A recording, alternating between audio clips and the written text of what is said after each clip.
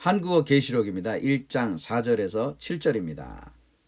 한국어 계시록에서는 이 삼위일체 하나님으로부터 이 은혜와 평강이 어떤 식으로 역사나 이거에 대해서 한번 초점을 맞춰 보겠습니다.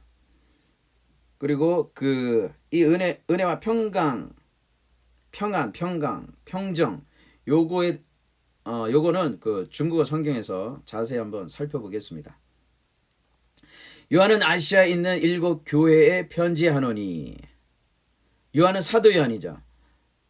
예수 그리스도의 예수님의 계시를 받은 사도 요한이 아시아에 있는 7 교회에 편지하노니, 원래 원어에는 뭐 편지하노니 이거 없고 그냥 에게 이렇게 나와 있는데, 중국어라든지 뭐 한국어 성경이라든지 다른 번역본에들은 이해를 돕기 위해서 이렇게 써 넣습니다. 편지하노니, 교회라는 것이 무엇이냐? 기본적으로 원어에서는 에클레시아스에서 하면은 밖으로, 클레시아스 하면은 부르다 이런 말이에요. 밖으로 불러낸 겁니다.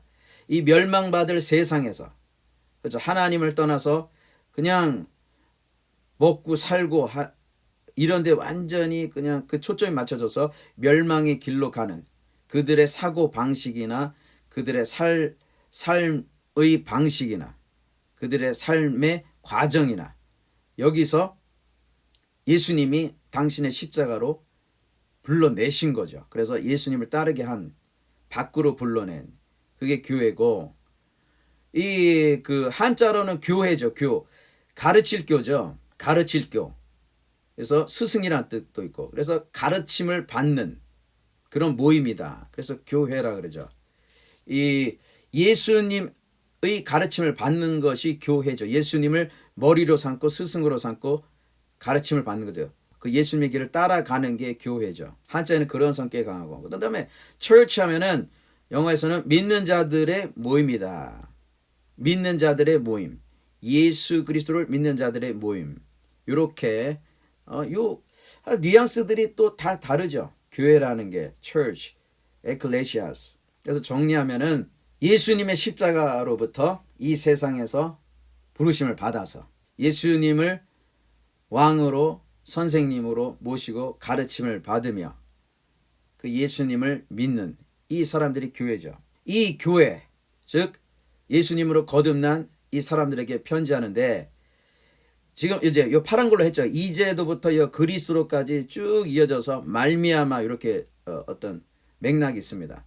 그래서 이제도 계시고 전에도 계시고 장차 오실리와, 성부 하나님이죠. 이거 영어에서 설명했습니다.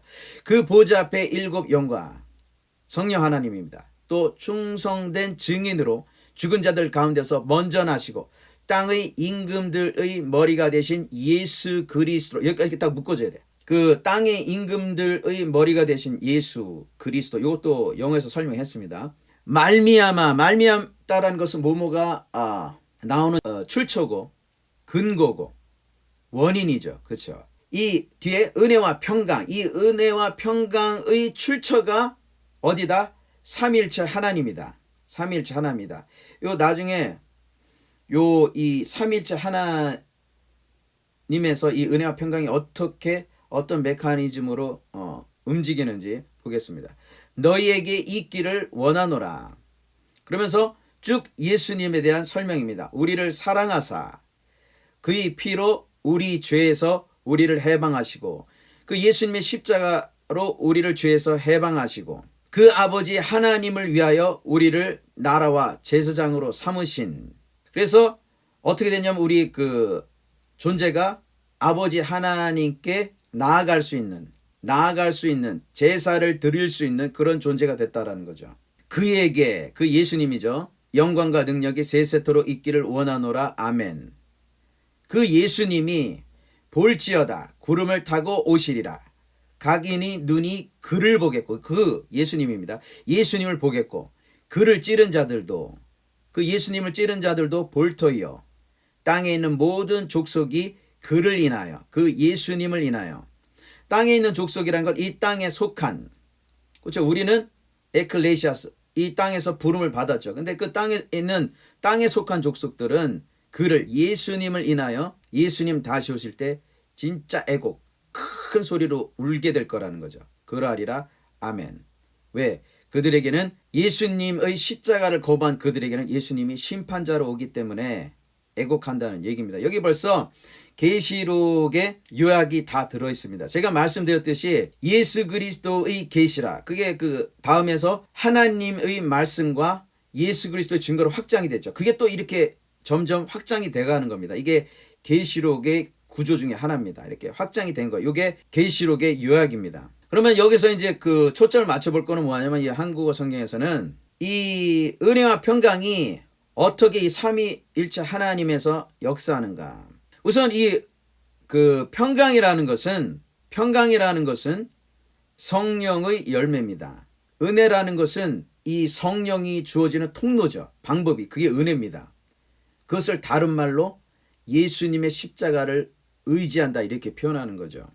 갈라디아 3장 보면은 어리석도다 갈라디아 사람들아, 예수 그리스도께서 십자가에 못 박히신 것이 너희 눈앞에 밝히 보이거늘 누가 너희를 꾀더냐. 뒤에는 사탄이 있는 거예요. 예수님의 십자가를 온전히 의지하지 못하게 하는 사탄이 있습니다. 사탄은 자꾸 어떤 율법의 행위를 의지하게 합니다. 뒤에 보면 내가 너에게 다만 이것을 알려하노니 너희가 성령을 받은 것은 율법의 행위로냐 듣고 믿음으로냐. 성령을 받는 것이 뭐라는 겁니까? 지금 사도 바울이 주장하는 게 예수님의 십자가를 듣고 믿음으로 받는다는 거예요. 믿음으로. 그 얘기는 다른 말로 말씀드렸지만 은혜로 받는다는 겁니다. 내가 이 성령을 받을 자격이 없는 인생인데 주 예수여 내가 당신의 십자가를 의지하오니 나에게 성령을 부어 주옵소서, 이럴 때 성령이 임한다는 거예요. 우리가 하는 어떤 기도라든지 성경 읽고 구제라든지 여러 가지 있지 않습니까? 주의를 거룩하게 지킨다.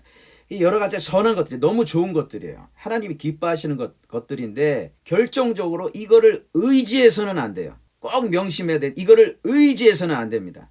내가 무엇을 하든지 간에 기도는 이 상한 심령으로 예수님께 나가는 거고, 성경은 예수님 만나려고 읽는 거고, 그 구제나 선행이라는 것은 그 사랑에 감격해서 나에게 주신 것을 그냥 장소를 이동하는 거고, 이렇게 돼야 된다는 거죠. 그렇게 되면 이 죄인에게 주신 예수님의 십자가가 남을 때, 그것을 듣고 믿을 때 성령이 임한다는 거죠. 그 성령이 임하면 뭐가 임한다? 평강이 임한다는 거죠. 갈라디아서 5장 22절에 보면 오직 성령의 열매, 성령님이 임했을 때 나타나는 거라는 거죠. 사랑, 희락, 기쁨이죠. 화평, 이게 평강이죠. 한국어 성경 평강, peace. 오래 참음과 자비와 양선과 충성과 온유와 절제니 이 같은 것을 금지할 법이 없느니라. 그 예수 그리스도의 십자가를 전심으로, 나는 정말 죽을 수밖에 없는 죄인입니다. 예수님 당신의 십자가 밖에 붙들 것이 없어요. 이렇게 의지하는 사람에게 성령이 임하고 그 성령의 열매가 peace, 평강이라는 거죠. 그리고 또 이 사람에게 또 하나 또 나타나는 것이 뭐냐, 요한복음 15장 내가 아버지께로 너에게 보낼 보혜사 곧 아버지께로 나오시는 진리의 성령이 오실 때, 그가 성령이죠. 나를, 예수님이죠. 증거하실 것이요. 그 성령이 임하면 예수님을 증거한다. 예수님께 다시 집중이 된다. 선순환이죠. 돌고 도는 거죠. 그 예수님께 집중된 사람, 성령 임한 사람, 그 예수 그리스도와 십자가에서 결합이 일어난 사람, 요한복음 4장 24절 하나님은 영이시니 예배하는 자가 그 하나님께, 아버지 성부 하나님이죠. 성부 하나님께 예배할 수 있다는 겁니다. 뭐로? 신령, 성령이죠. 진정, 진리, 예수님이죠. 신령과 진정으로 예배할지니라. 예배라는 것은 어마어마한 복이죠. 그렇죠? 이 성령, 그래서 제가 누누이 말씀드렸던 게 예수 그리스도의 그 십자가의 감격이 없이는, 성령의 충만함 없이는 예배가 성립이 안 된다는 거죠. 그게 안 되면 제가 누누이 말씀드렸지만 뭐하라? 회개하라는 거죠. 회개하라. 예배가 막혔다. 회개하라.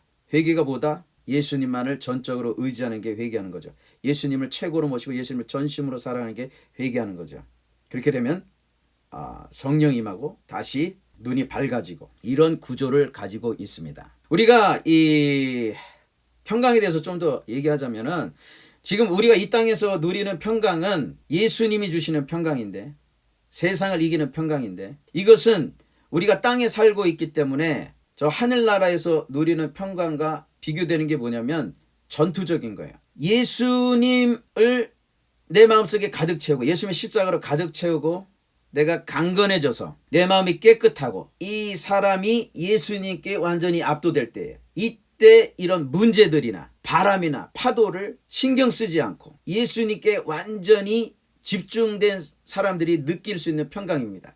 그래서 세상이 빼앗지 못하는 거죠. 그리고 내가 그렇게 예수님에 붙어 있을 때 예수님의 말씀으로 그런 파도와 바람을 또 잔잔케 하시죠. 그래서 우리가 꼭 명심할 거는 뭐냐면은 이 은혜와 평강 같이 가는데 이것은 세상에서는 절대 찾을 수 없다.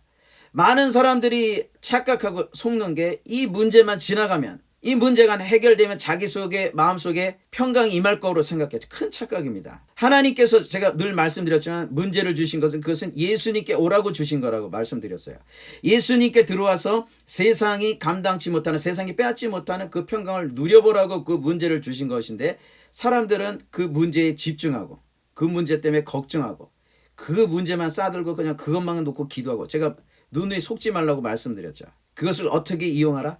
예수님께 나가라. 예수님께 감사하라. 예수님을 찬양하라. 하다 보면 그게 문제가 아닌 게 깨달아지고, 또 때로는 예수님이 말씀으로 그것을 치셔서 잔잔하게 하시고, 우리가 꼭 명심하기 바랍니다. 이 평강, 이 은혜, 이것은 오직 하나님께로부터 나온다. 아멘.